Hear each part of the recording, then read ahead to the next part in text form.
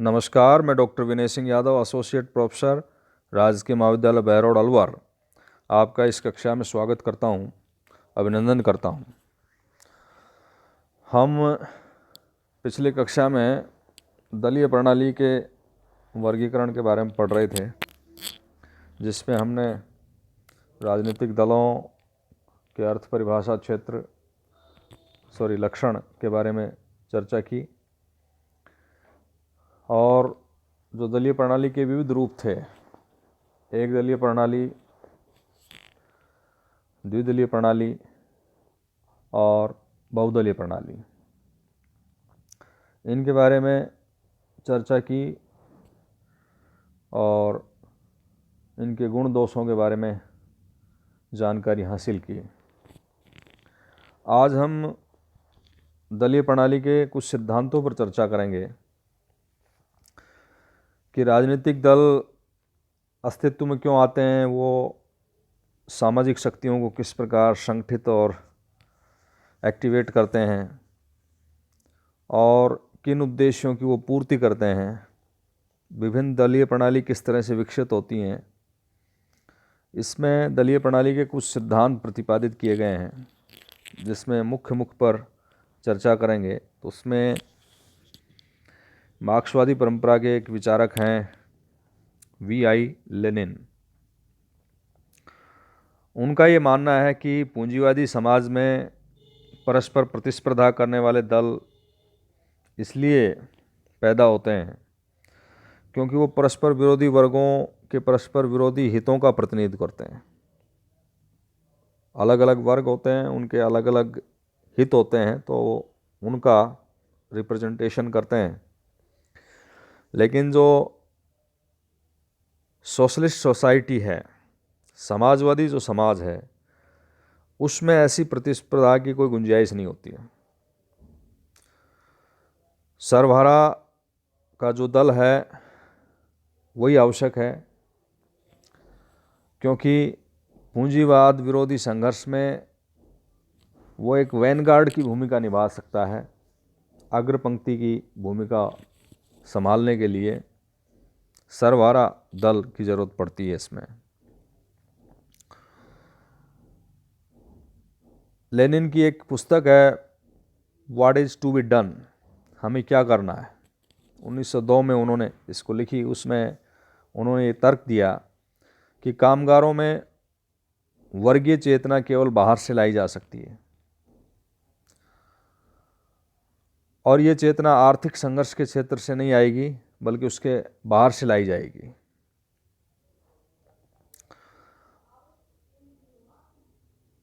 उनके मन में जो सामाजिक लोकतांत्रिक चेतना है, उसको विकसित करने का काम जो है राजनीतिक दल का है, और उनका ये मानना है कि साम्यवादी दल की भूमिका इसमें महत्वपूर्ण हो जाती है। तो उन्होंने साम्यवादी दल की भूमिका को आइडेंटिफाई किया है और लेनिन ने दलीय संगठन के सिद्धांत का निरूपण करते हुए एक शब्दावली का प्रयोग किया है, लोकतांत्रिक केंद्रवाद, डेमोक्रेटिक सेंट्रलिज्म। इसका तात्पर्य ये है कि दल का नेतृत्व कौन करेगा, इसका निर्णय चुनाव के द्वारा किया जाएगा। फिर ये नेतृत्व कामगार वर्ग के प्रति अकाउंटेबल होगा और उपयुक्त सिद्ध न होने पर उसे पद से हटाया जा सकेगा। बाद में इसमें कुछ और शर्तें जोड़ी गई, जैसे दल के ऊंचे नीचे सभी निर्देशक अंगों का गठन चुनाव के तरीके से किया जाएगा। दल के सभी अंग अपने अपने संगठनों के पास अपनी गतिविधियों का नियमित विवरण भेजेंगे। दल में कठोर अनुशासन रहेगा। अल्पमत को बहुमत का निर्णय स्वीकार करना पड़ेगा। जो ऊपर के अंग हैं, उच्चतर अंग हैं, उन अंगों के सब निर्णय जो नीचे के अंग हैं, निम्नतर अंग, तथा दल के सब सदस्यों को वो बाध्यकारी होंगे।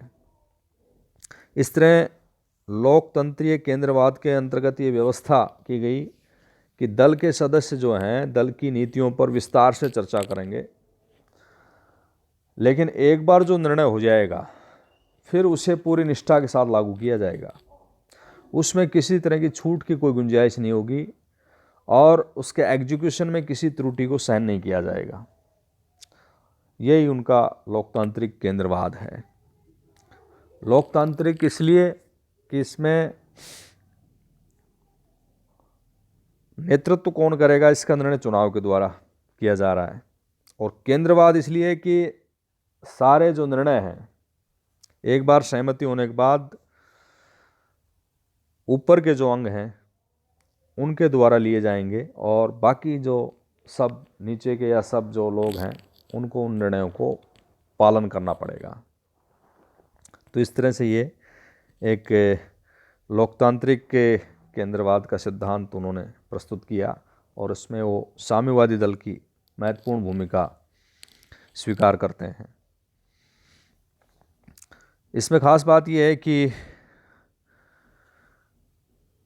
ये जो है जो सिद्धांत है ये उदार लोकतंत्र के अंतर्गत जो विभिन्न दलों के पैदा होने उनकी प्रतिस्पर्धा के मुद्दे पर ये कोई विचार नहीं करता, एक दल की भूमिका को ही स्वीकार करता है।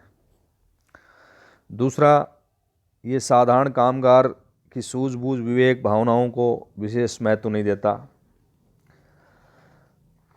और तीसरी महत्वपूर्ण बात जो है इसकी जो आलोचना लोग करते हैं आलोचक, वो है कि निर्णय और कार्रवाई करने की जो शक्ति है दल के अधिकारी तंत्र के पास आ जाएगी और दल के भीतर लोकतंत्र की गुंजाइश नहीं रहेगी। तो ये दलीय प्रणाली के लोकतांत्रिक केंद्रवाद का सिद्धांत है जो लेनिन के द्वारा प्रतिपादित किया गया है। दूसरे एक महत्वपूर्ण विचारक हैं, जर्मनी के समाज वैज्ञानिक हैं रॉबर्ट मिशेल्स, और उनकी एक पुस्तक है पॉलिटिकल पार्टीज़ जो उन्होंने 1911 में लिखी।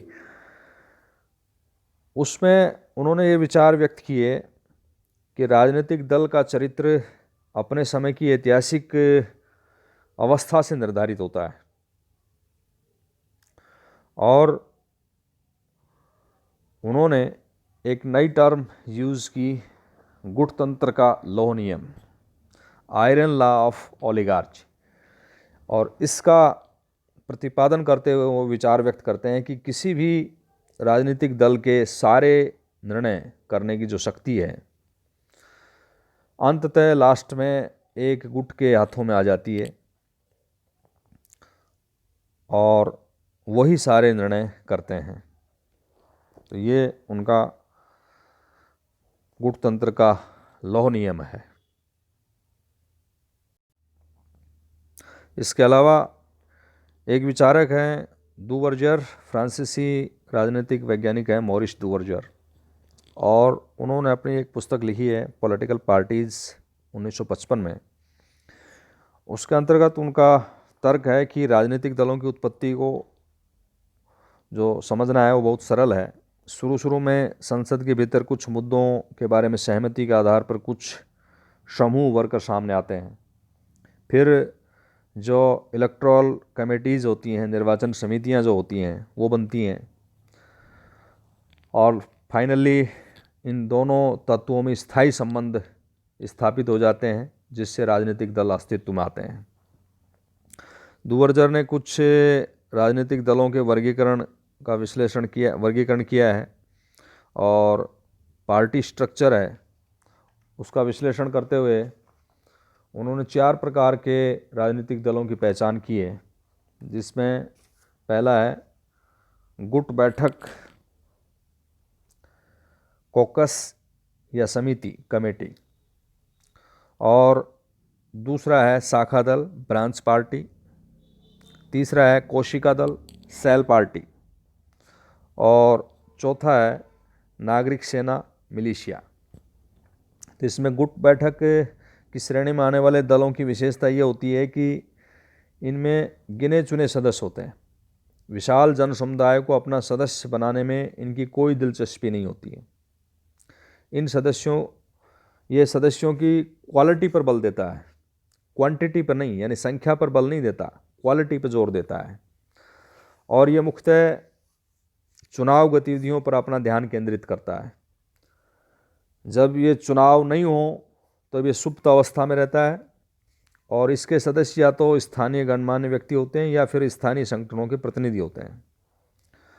दुवर्जर के अनुसार फ्रांस के तृतीय और चतुर्थ गणराज्य के समय की रेडिकल जो पार्टी थी और 1918 से पहले की ब्रिटिश लेबर पार्टी गुटबैठक रूपी दलों के प्रमुख उदाहरण हैं। तो ये एक प्रकार है उनका। दूसरा है शाखा दल, ब्रांच पार्टी।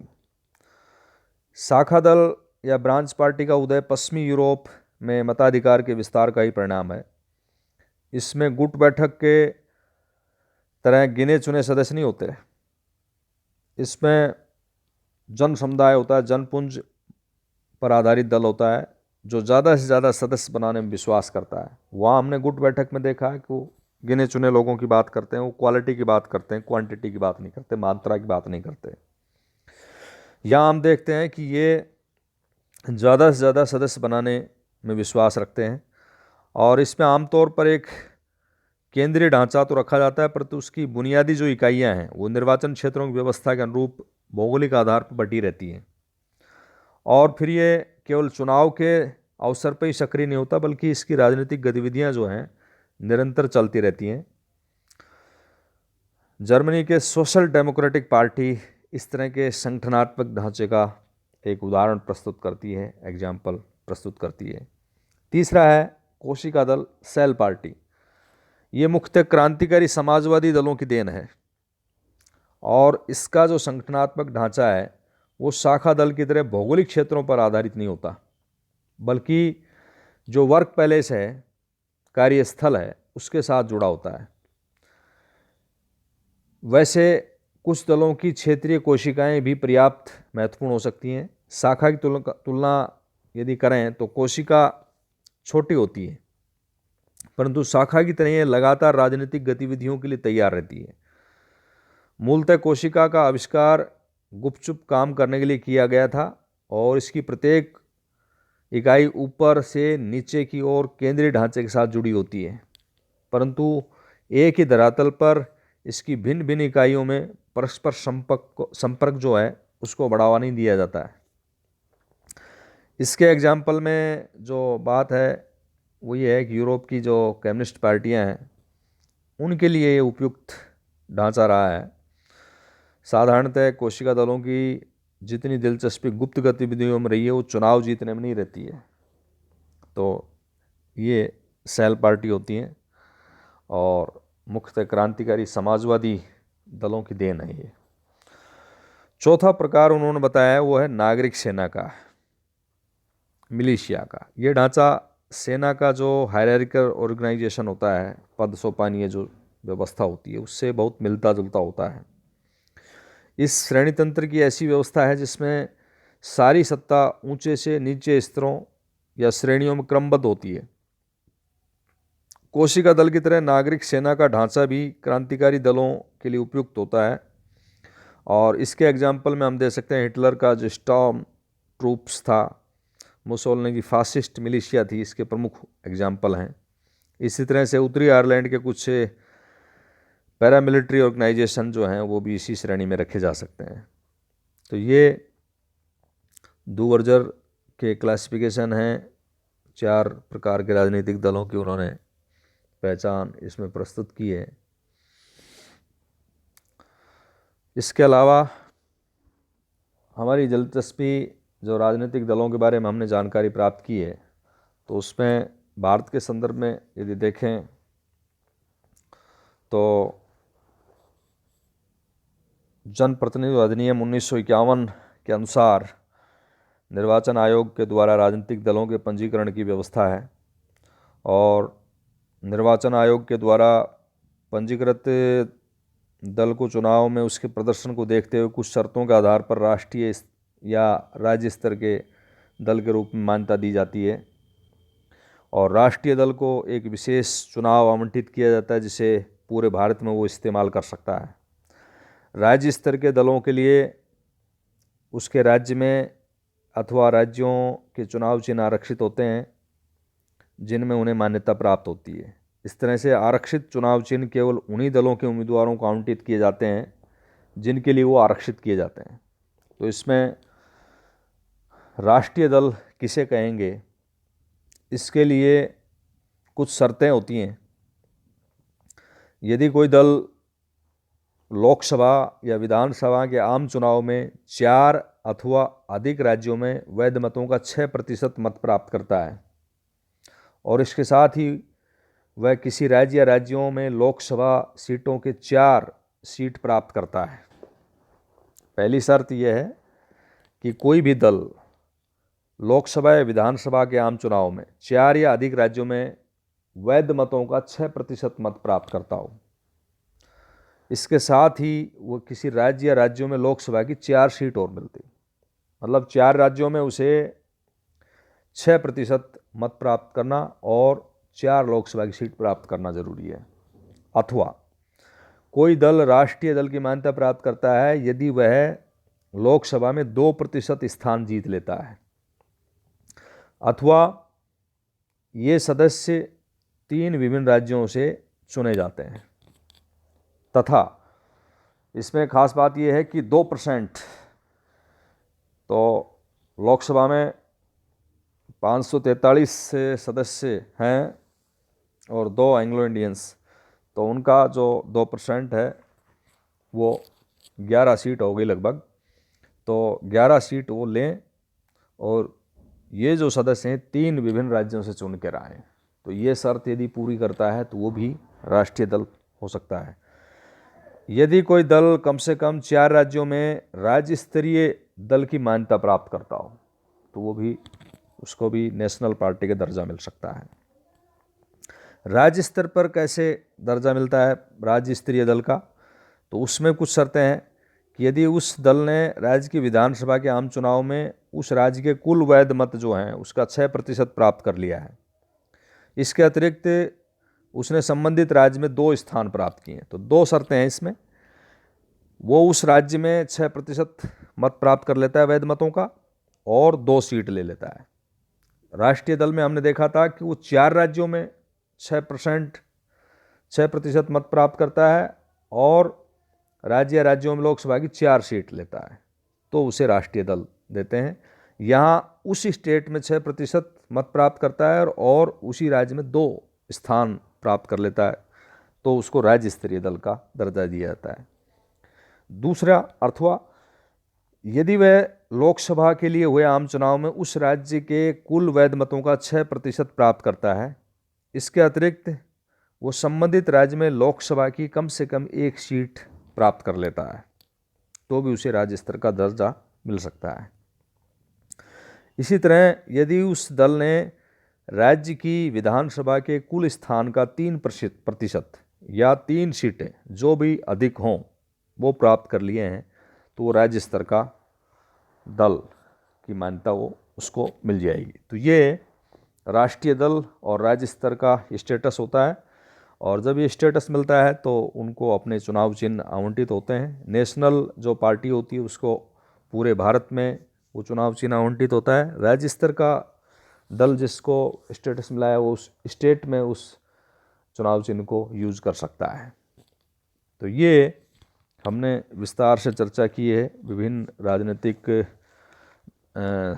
वर्गीकरण, राजनीतिक दलों का वर्गीकरण, राजनीतिक दलों से संबंधित जो महत्वपूर्ण सिद्धांत हैं, और भारत में राष्ट्रीय स्तर के जो दल हैं और राज्य स्तर के दल हैं उनका स्टेटस कैसे प्राप्त किया जाता है, इसके बारे में हमने जानकारी प्राप्त की।